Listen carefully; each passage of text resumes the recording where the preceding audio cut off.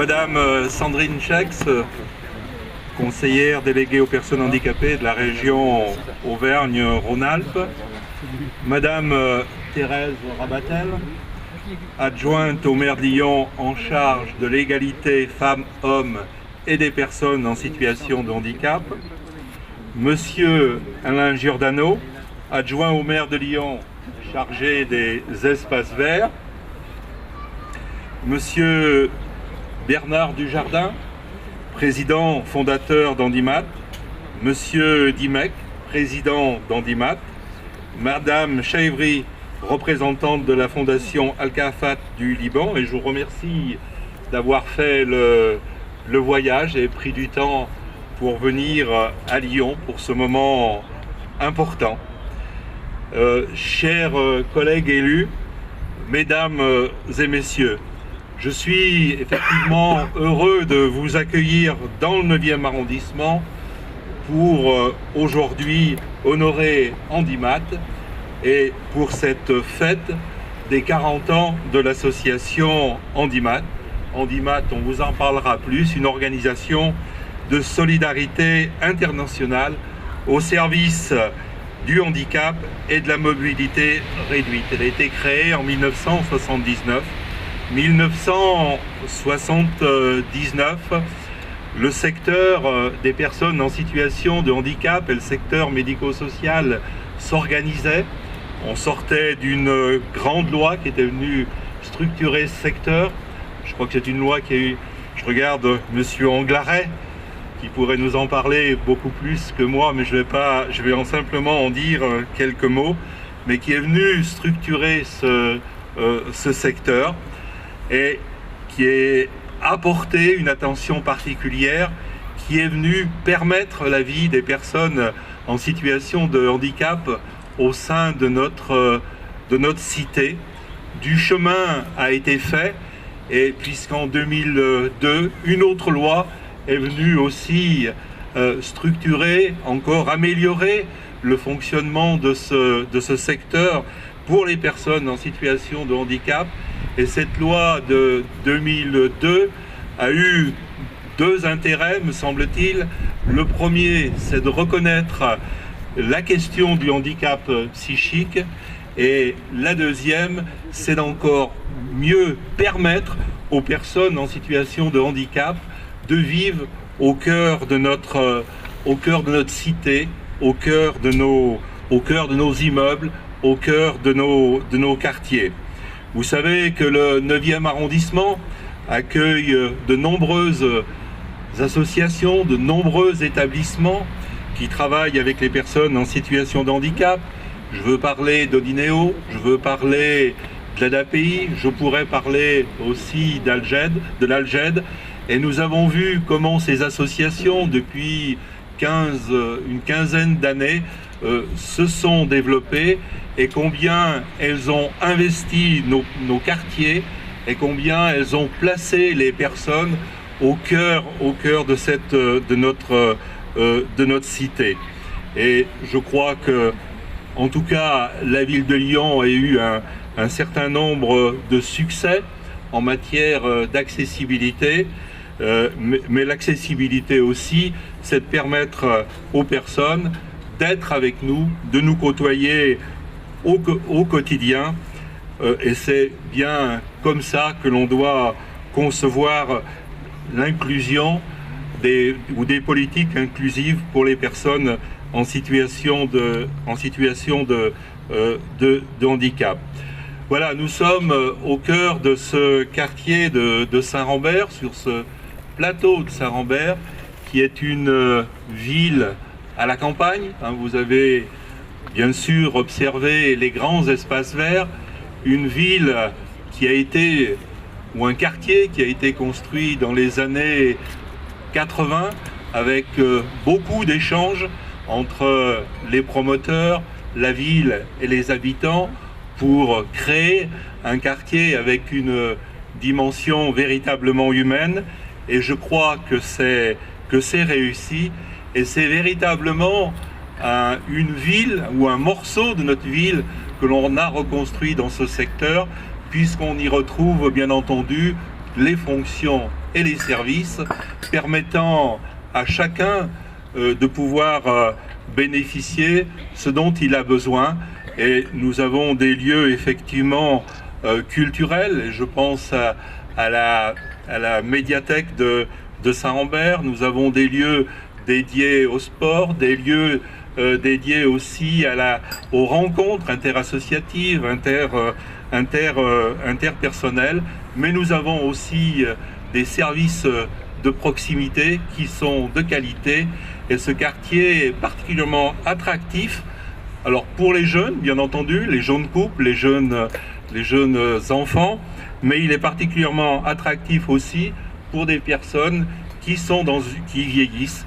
Et il y a un certain nombre de familles qui pouvaient occuper une grande maison dans les Monts d'Or et qui viennent sur ce quartier de Saint-Rambert parce que la vie leur est facilitée en raison des services qui y sont présents. Et je n'oublie pas que aussi dans sa fonction économique, nous avons le quartier de l'industrie qui est en cours de construction, qui est quasiment d'ailleurs terminé, avec 750 logements qui sont en cours de construction et un quartier qui comporte 10 000 emplois, alors qu'il y a 20 ans, il y en avait simplement quelques centaines. Et un quartier aussi qui accueille des activités de loisirs, et notamment avec le cinéma à Pathé qui reçoit à peu près 1 million de spectateurs par an. Voilà, c'est une manière de concevoir la ville, avec les habitants et pour les habitants. Voilà, je veux simplement terminer en félicitant bien entendu l'association Handimat pour le travail qu'elle fait, mais vous toutes et tous ici, parce que si j'ai bien compris, les uns et les autres, à des degrés divers, vous êtes engagés au quotidien pour soutenir et pour militer de telle sorte que les personnes en situation de handicap aient toute leur place dans notre ville. Chez les Libanais, alors je parle sous votre contrôle, le cèdre est un symbole d'espoir, de liberté et de mémoire. Lamartine, poète et homme d'esprit, émerveillé par les cèdres du Liban, eut ces paroles. Les cèdres du Liban sont les reliques des siècles et de la nature, les monuments naturels les plus célèbres de l'univers. Ils savent l'histoire de la Terre mieux que l'histoire elle-même. Je fais le vœu, ou faisons le vœu ensemble pour cet anniversaire, que ce cèdre conserve le souvenir de ce moment passé ensemble. Merci. Alors, pour ceux qui ne connaîtraient pas l'association, encore peut-être, qui est brièvement Handimat? L'association Handimat est une organisation de solidarité internationale de loi 1901 à but non lucratif d'intérêt général au service des personnes handicapées depuis 1979. Notre démarche actuelle s'inscrit dans la devise « Aider, informer, réunir ». En 1979, sur une idée de Bernard Dujardin, président, fondateur et président d'honneur, naissait l'association Handimat, matériel et aide technique pour l'indépendance et l'environnement des handicapés physiques. La volonté de ses créateurs était de regrouper régulièrement dans un même lieu toutes les personnes concernées par le handicap. La personne handicapée, sa famille, les associations d'usagers, les personnels médicaux et paramédicaux, les prescripteurs, les fabricants et revendeurs de matériel spécialisé, ergothérapeutes et architectes amenés à utiliser, concevoir ou aménager l'environnement des personnes handicapées. Donner l'information aussi pour que les personnes handicapées puissent être les véritables acteurs de leur vie.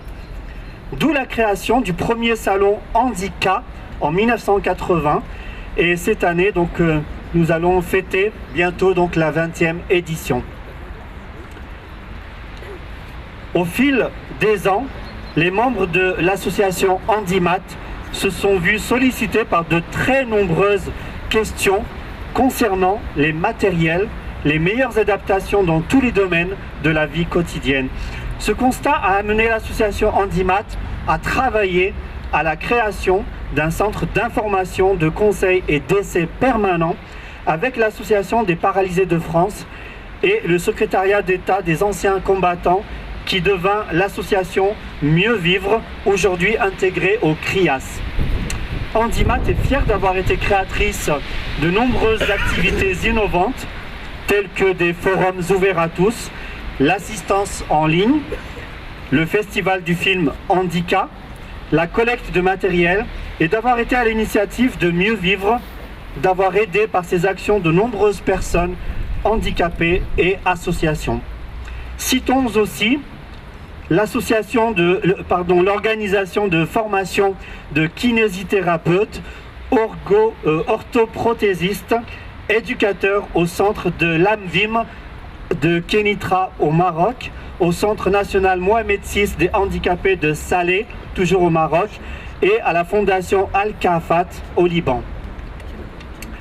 Handimat est fier d'avoir contribué au fil du temps à de nombreux projets, par exemple un mur d'escalade de Domartin, pas très loin, aménagement pour handicapés du centre médico-social Idergan au Maroc, pour n'en citer que quelques-uns, et d'avoir pu fournir gracieusement quantité de matériel destiné aux personnes handicapées grâce à ces dons, tant à des personnes qu'à des associations humanitaires de par le monde en direction du Maroc, de la Tunisie, du Cameroun, de Madagascar, du Liban, le Sénégal, l'Algérie et bientôt le Niger.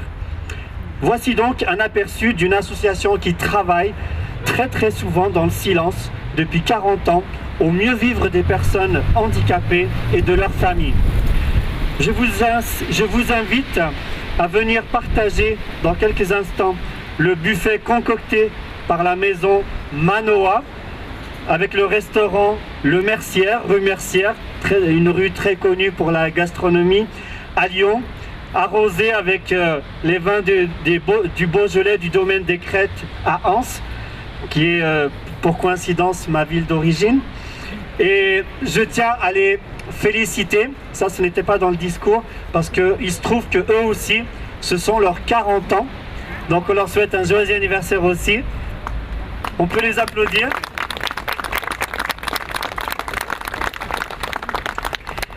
Et merci à nos ambassadeurs d'être présents. Alors Jean-Louis Manoa, il est excusé, Monsieur Fakri Malji, Olivier Gentilny, et ceux excusez encore, excusez-moi, voilà, excusez-moi. Je ne connaissais pas le visage, donc il n'est pas excusé, il est là. Et ceux qui sont excusés, donc Charles Gardou, Océane Corbet, Thomas Dubois, Christian Ngewel. Et je tiens donc à remercier Monsieur Alain Giordano qui a offert ce magnifique cèdre, la mairie de Lyon 9e, ici avec Monsieur le maire Bernard Bochard, qui a permis la plantation de cet arbre. Et bien sûr, nous remercions la ville de Lyon, représentée ici aussi par Madame Thérèse Rabatel. Et je profite de l'occasion du 8 mars qui arrive après-demain, qui est la journée internationale des droits des femmes et non pas la journée de la femme, pour vous annoncer, tenez bien, qu'une femme, et c'est la première, qu'une femme va être la première à occuper ce poste à Handimat, et elle va prendre la présidence de Handimat. Cette femme, c'est Madame Edia Berry, qui va succéder à Jean-Claude Dimec, qui reste bien sûr membre du bureau. Merci beaucoup, mesdames et messieurs. À la création de Handimat, notre souhait était de donner aux personnes handicapées les informations nécessaires pour qu'elles soient leurs véritables acteurs de leur vie. Mais vous savez déjà, tout le parcours d'Handimat vient d'être, vous êtes dit mieux que je ne pourrais le faire. La plupart de nos actions se sont déroulées sans tapage médiatique. Seule l'efficacité nous motivait. Aujourd'hui, Handimat communique mieux et s'affiche sur les réseaux sociaux avec bonheur. Je vous reprécise les deux grands moments pour cette année. C'est le salon handicap qui aura lieu à Eurexpo Lyon les 5 et 6 juin prochains. Vous êtes tous invités, l'entrée est gratuite. Et aussi en activité, c'est la collecte de matériel paramédical que nous faisons dans tout le département et même un peu au-delà. Et nous envoyons un conteneur de 80 mètres cubes au Sénégal d'ici une semaine. Et ensuite, nous préparons un envoi pour le Bénin on va commencer à collecter. En regardant avec du recul depuis 40 ans, ce sont des centaines de personnes directement impliquées dans notre association et plusieurs milliers de bénéficiaires qui ont bénéficié de nos actions, autant en France qu'à l'étranger. Je suis heureux aussi aujourd'hui d'associer la Fondation Al-Kafat à l'anniversaire de Handimat. Merci à Pierre Anglaret de nous avoir fait rencontrer Nadim Choueiri, le créateur de la Fondation Al-Kafat, ainsi que Lily, sa femme. Et nous sommes honorés d'avoir participé aux activités des centres qui accueillent plus de 1000 adultes et enfants handicapés dans 7 établissements.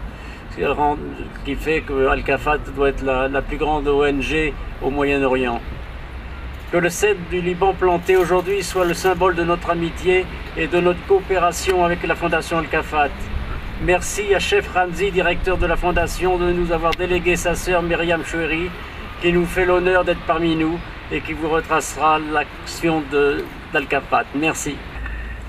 Monsieur le maire, Bernard Bouchard, Monsieur Bernard Dujardin, fondateur et président d'honneur d'Handimat, Madame Thérèse Rabatel, adjointe à la ville de Lyon, l'égalité femmes-hommes et aux personnes en situation de handicap, Monsieur Giordano, responsable des espaces verts de la ville de Lyon, les sœurs de la congrégation Notre-Dame des Apôtres, Monsieur Jean-Claude Dimec, président d'Handimat, et Madame nouvelle présidente, voilà. C'est à Lyon où tout a commencé.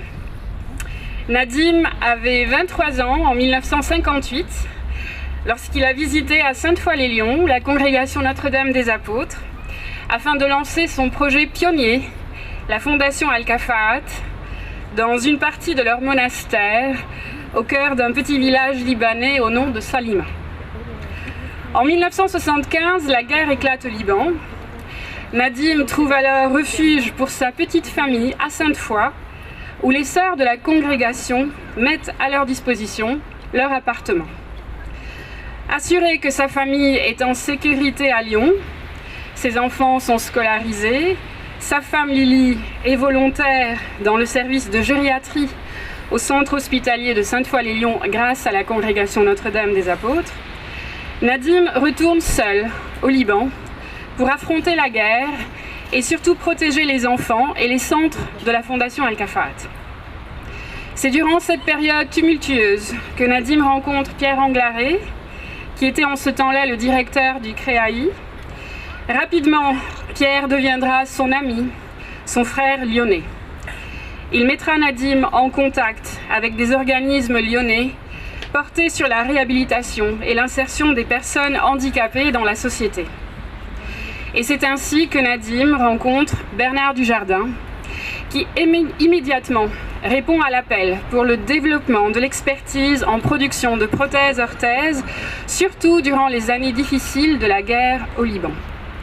Cette collaboration se développe en amitié et perdure jusqu'à aujourd'hui. Elle est d'ailleurs très active puisque nous venons de relancer l'atelier de production de prothèses-orthèses au sein de la Fondation Al-Kafat et cet atelier porte le nom de Bernard Dujardin, fondateur d'Handimat.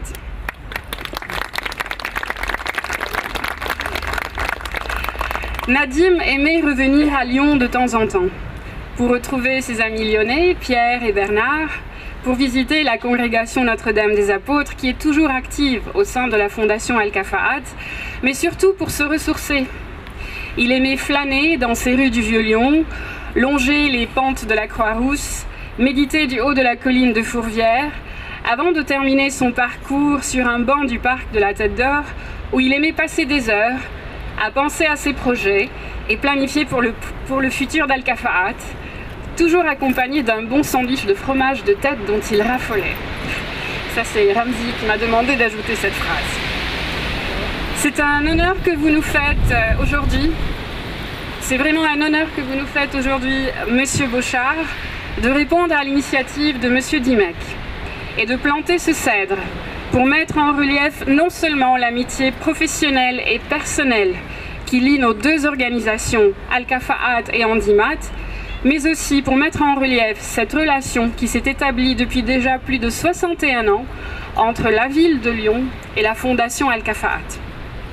C'est également un bonheur personnel de savoir qu'un morceau de l'âme de Nadim, d'Al-Kafaat et du Liban, prend racine ici, au cœur de la ville qu'il a toujours considérée, après Beyrouth, sa préférée.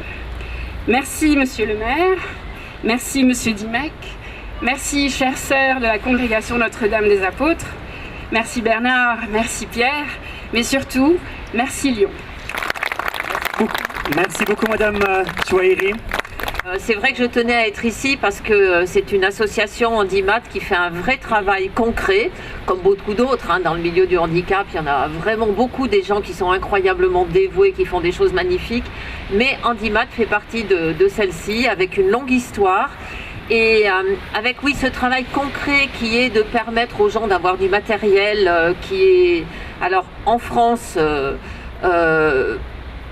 qui a un coût, certain, je vais en reparler, mais souvent dans des pays qui sont en difficulté, des pays pauvres, où carrément le matériel n'existe quasiment pas. Donc avoir eu cette idée de récolter le matériel, en plus c'est l'idée, c'est du recyclage, c'est de l'économie circulaire, on ne met pas à la poubelle, on recycle, vous êtes tout à fait dans l'air du temps, on ne peut pas dire autre chose, et ça n'est que mieux aussi, et vous étiez précurseur aussi de ce côté-là, on ne met pas à la poubelle, on arrange et ensuite on va vers l'entraide. Et vous illustrez vraiment tout à fait les valeurs de la solidarité, de la fraternité, de l'entraide qui manquent aujourd'hui, on peut dire, dans la société, mais qui existent quand même, il faut le dire aussi, il ne faut pas voir que les côtés négatifs. Il y a quand même énormément de gens qui sont dévoués, en particulier dans tout le milieu du handicap, et qui font des choses admirables, et vous entre autres. Et c'est vrai qu'aller vers les pays qui sont pauvres, qui sont en guerre, qui sont en difficulté, pour aider les personnes handicapées, qui parfois encore sont cachées, sont déconsidérées. Parfois on considère que le handicap est lié comme à une sorte de mauvais œil de Dieu sur les familles, etc. Il y a encore tout un tas de travail à faire de ce point de vue dans certains pays. Donc être dans ces pays en difficulté pour aider les personnes en situation de handicap, c'est pas anodin. Et c'est vrai qu'en France, on a fait beaucoup de progrès grâce aux lois que rappelait notre maire, Monsieur Bochart, mais il y a une compensation du handicap qui est très importante aujourd'hui. Vous savez, moi je suis aussi présidente de la MDPH. Je vois passer des fauteuils. Le fauteuil le plus cher que j'ai vu passer là l'an dernier, 38 000 €. Je ne sais pas si vous voyez, 38 000 €. Fauteuil électrique avec toutes sortes d'adaptations. Sur les 38 000 €, il y a au moins 34 000, 33 000 € qui sont pris en charge. Mais il reste quand même au final des sommes importantes, surtout pour des gens, souvent les personnes en situation de handicap ne sont pas très riches. Et donc même quand il reste que 3 000 € sur un fauteuil de 35 000 €, 38 000 €, le plus cher que j'ai vu c'est 38 000. C'est quand même des sommes qu'il faut sortir et qui ne sont pas évidentes. Donc c'est vrai qu'en France on a fait beaucoup de progrès, on rembourse mieux, on aide plus. Mais être en situation de handicap, ça a quand même un coût. Il ne faut jamais dire le contraire. Il y a des médicaments qui sont considérés comme de confort, qui sont pas remboursés. Il y a une partie du matériel qui n'est pas remboursée à 100%. Et comme je vous le disais, même s'il y a vraiment des remboursements importants qui sont faits, mais il reste quand même des restes à charge qui ne sont pas anodins. Donc même pour la France, le travail que vous faites est nécessaire à certaines personnes. Et donc, moi, je voudrais vraiment souligner le fait que j'espère que vous continuerez à œuvrer comme vous avez commencé avec votre nouvelle présidente, mais j'en doute absolument pas. Et puis, c'est vrai que vous portez aussi quand même la ville de Lyon et la France à l'étranger de belle façon. Et ça aussi, c'est à souligner. La France est d'autant mieux considérée par l'action que vous faites. Et donc je vous en remercie vraiment. Et puis je veux remercier aussi tous les bénévoles, parce que je sais que chez Handimat, il y a énormément de gens qui sont bénévoles. D'abord dans toute la construction de l'association, on est président bénévole, hein, voilà, et secrétaire, etc. Tous les gens sont bénévoles. Mais il y a beaucoup de bénévoles autour de vous, et c'est vrai que c'est quand même...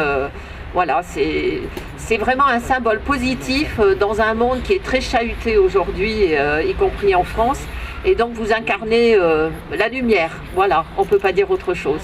Donc bonne continuation et encore une fois, merci beaucoup à toutes et à tous. Merci beaucoup Madame Rabatel, adjointe à la ville de Lyon. Chère association, toutes les Handimat ici présents, vous avez choisi le cèdre du Liban et c'est vraiment un arbre extraordinaire qui est haut en symbole et je vais en dire quelques mots si vous le permettez.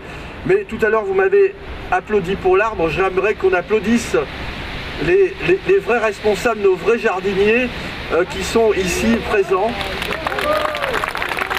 Voilà. Alors, je m'excuse pour leur grade, j'appelle tout le monde les jardiniers, je me considère aussi comme un jardinier, bien entendu, de la ville de Lyon.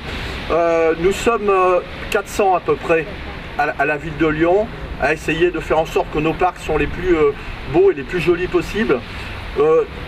Là, ce cèdre du Liban, là déjà à 3 mètres de haut, on est vraiment déjà dans un bel arbre. Alors vous allez me dire, ça représente quoi en termes d'âge, etc. Je viens d'entendre derrière, donc du coup j'essaye à la fois de répondre les questions qui arrivent. Alors j'en discutais tout à l'heure avec eux.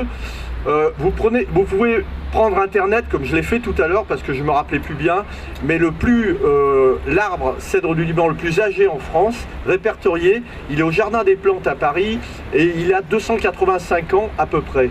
Mais c'est rien du tout par rapport au Liban où les arbres sont millénaires et on a réussi à retrouver des arbres qui étaient aux alentours de 3000 ans d'âge. Donc vous vous rendez compte, quelque part nous sommes très petits, mais voilà, l'arbre en France qui serait le plus vieil arbre, donc cèdre du Liban, aurait 285 ans.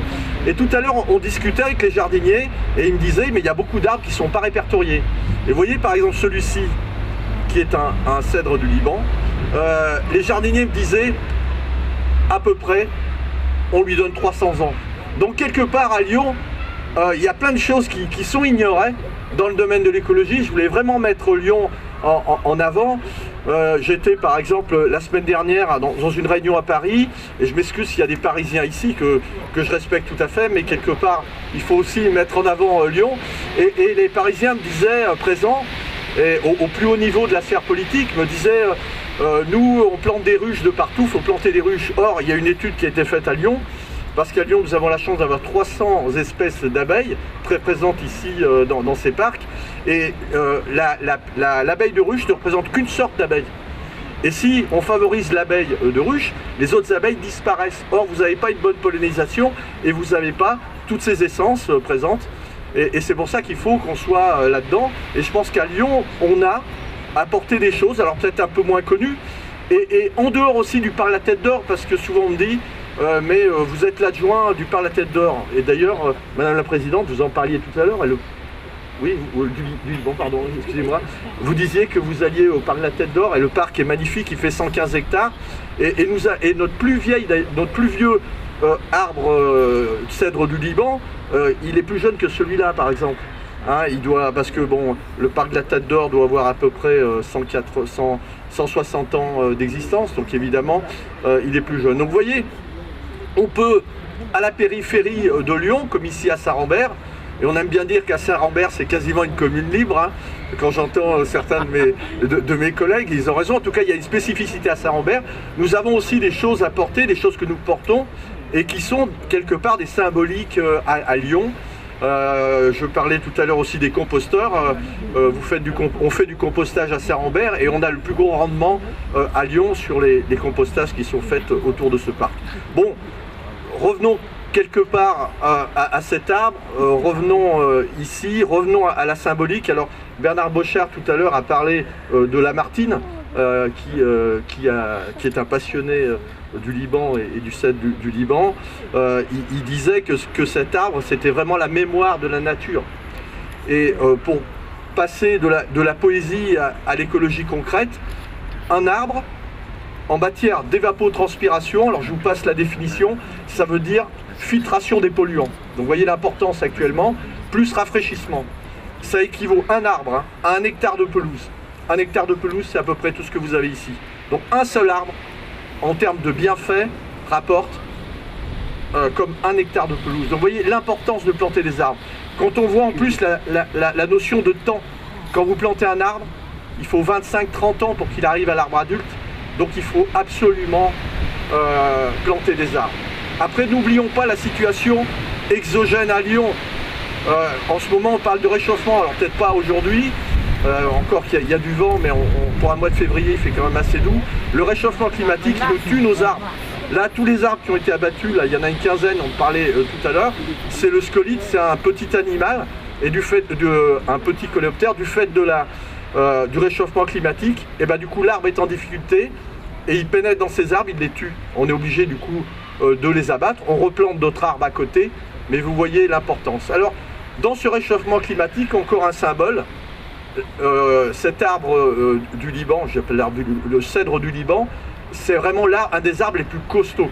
C'est un symbole de force, c'est avec cet arbre qu'on construisait à l'époque les navires, etc. C'est un arbre imputrescible, donc qui résiste à toutes ces attaques pour l'instant. Mais c'est pas dit qu'il résiste encore. Donc on a 2 combats à mener, vous avez compris. Un combat local pour continuer à faire ce que vous faites, symbolique d'entraide, de par les frontières, puisque quelque part vous nous avez amené cet arbre qui partage au-delà des frontières. C'est un peu ta symbolique, Jean-Claude, c'est un peu la symbolique de l'association, et je voulais vous remercier.